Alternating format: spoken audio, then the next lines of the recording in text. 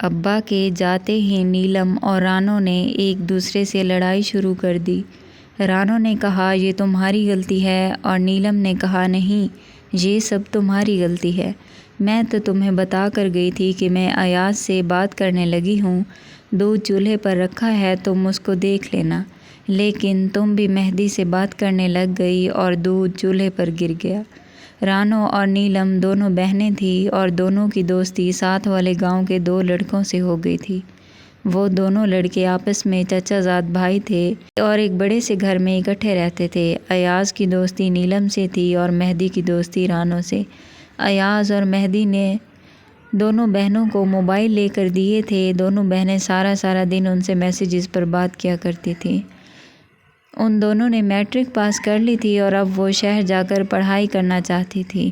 انہوں نے جب اپنے ابا سے کہا تو اس نے صاف انکار کر دیا اور اپنی بیوی رضیہ سے کہا کہ ان دونوں کی شادی جلد کر دیں تو بہتر ہوگا۔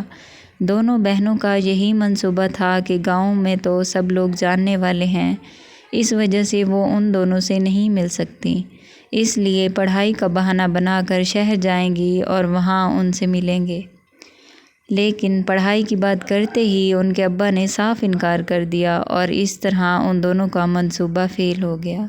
دونوں بہنیں بہت پریشان تھیں کیونکہ وہ اپنے عاشقوں سے نہیں مل پا رہی تھی۔ ایاز اور مہدی دونوں ان سے ناراض ہو گئے تھے اور بات کرنا بند کر دی تھی۔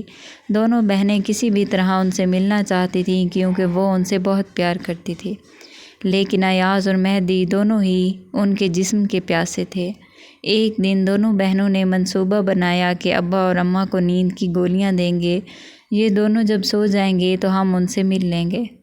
اگلے دن رانو نے نیند کی گولیاں منگوا لی اور رات ہوتے ہی وہ گولیاں دودھ میں ملانے کے لیے کچن میں چلی گئی۔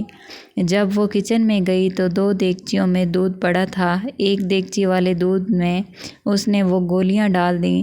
اتنے میں باہر دروازے پر دستک ہوئی۔ رانو کے ابا نے رانو کو آواز دی اور کہا کہ دروازے پر دیکھو کون آیا ہے۔ رانو نے وہ دودھ وہیں رکھ دیا اور دروازے پر چلی گئی۔ جب اس نے دروازہ کھولا تو وہاں کوئی موجود نہ تھا۔ اس نے جلدی سے دروازہ بند کیا اور واپس کچن کی طرف مڑی تاکہ جلدی سے وہ دودھ اپنے ماں باپ کو پلا سکے۔ جب وہ کچن میں واپس آئی تو اس نے غلطی سے دوسری دیگچی والا دودھ جس میں صحیح دودھ تھا وہ اپنے ماں باپ کو پلا دیا۔ دونوں بہنوں نے اپنے منصوبے سے ایاز اور مہدی کو پہلے ہی آگاہ کر رکھا تھا۔ ایاز کا ایک دوست تھا جس کا نام افضل تھا۔ گاؤں کے ساتھ ہی ایک چوک تھا اور اس چوک میں افضل کی کپڑے کی دکان تھی۔ ایاز نے افضل سے دکان کی چابیاں لے لیں اور رانو اور نیلم سے ملنے کے لیے انہیں وہیں بلا لیا۔ جب رانو کے والدین سو گئے تو وہ دونوں بہنیں ایاز اور مہدی سے ملنے اس دکان میں پہنچ گئی۔ دکان کے درمیان میں عورتوں اور مردوں کو الگ الگ بٹھانے کے لیے ایک پردہ لگا ہوا تھا۔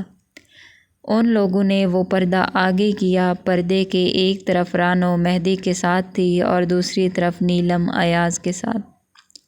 دونوں بہنیں اپنے عاشقوں کے ساتھ رنگ رلیاں مناتی رہیں اور کچھ دیر بعد جب وہ گھر واپس آئیں تو پورے گاؤں میں کوہرام مچا ہوا تھا۔ سب لوگ یہی کہہ رہے تھے کہ رانو اور نیلم گھر چھوڑ کر بھاگ گئیں۔ جب رانو اور نیلم کو ان کے چچا نے دیکھا تو وہ ہاتھ میں چھری اٹھائے ان کی طرف لپکا۔ پہلے تو اس نے ان دونوں بہنوں کو پورے گاؤں کے سامنے بہت مارا، پھر اس نے نیلم کی گردن پر چھری رکھی اور کہا کہ ان لڑکوں کا نام بتاؤ جن سے تم مل کر آ رہی ہو، ورنہ میں تمہیں جان سے مار دوں گا۔ نیلم بہت خوف زدہ ہو گئی تھی اور اس نے ان دونوں لڑکوں کے نام اپنے چچا کو بتا دیے۔ اس طرح 2 گاؤں والے ایک دوسرے کے دشمن بن گئے۔ کچھ دنوں بعد پتہ چلا کہ رانو اور نیلم دونوں ماں بننے والی ہیں۔ اس خبر سے حالات اور زیادہ بگڑ گئے تھے۔ اب رانو اور نیلم سے کوئی بھی شادی کرنے کے لیے تیار نہ تھا۔ ایاز اور مہدی بھی یہی کہہ رہے تھے کہ یہ بچے ان کے نہیں ہیں۔ گاؤں کے سب لوگ ان پر باتیں کیا کرتے تھے، انہیں برا بھلا کہتے تھے۔ 2 گاؤں کی لڑائیوں میں معاملہ جب عدالت پہنچا تو جج نے فیصلہ سنایا کہ جب تک ان دونوں بہنوں کے بچے پیدا نہیں ہو جاتے تب تک کوئی بھی انہیں نقصان نہیں پہنچائے گا۔ 9 مہینے بعد جب ان دونوں بہنوں کے بچے پیدا ہو گئے تو ان کا DNA کیا گیا۔ ان میں سے ایک بچہ ایاز کا تھا اور ایک بچہ مہدی کا تھا۔ پھر جج نے فیصلہ سنایا کہ رانو کی شادی مہدی سے کر دی جائے اور نیلم کی شادی ایاز سے کر دی جائے، لہٰذا دونوں بہنوں کی شادی کر دی گئی۔ شادی کے بعد ایاز اور مہدی اپنی بیویوں پر ظلم کرتے تھے۔ سسرال والے ہر وقت انہیں یہی طعنے دیتے تھے کہ تم لوگوں نے اپنے ماں باپ کی ناک کٹوا دی، ان کی عزت کے بارے میں نہیں سوچا اور ان سے ملنے کے لیے چلی آئیں۔ کوئی بھی ایاز اور مہدی کو یہ نہیں کہتا تھا کہ غلطی تم لوگوں کی بھی ہے، اس میں ہمارے معاشرے کا بھی قصور ہے، کیونکہ اگر غلطی مرد کی ہو تو کوئی کچھ بھی نہیں کہتا، سب خاموش ہو جاتے ہیں، اور اگر عورت سے کوئی غلطی ہو جائے تو اس پر عرصہ حیات تنگ کر دیا جاتا ہے۔ اگر آپ کو ہماری یہ ویڈیو پسند آئی ہو تو اس ویڈیو کو لائک کریں اور ہمارے چینل کو سبسکرائب کریں۔ شکریہ۔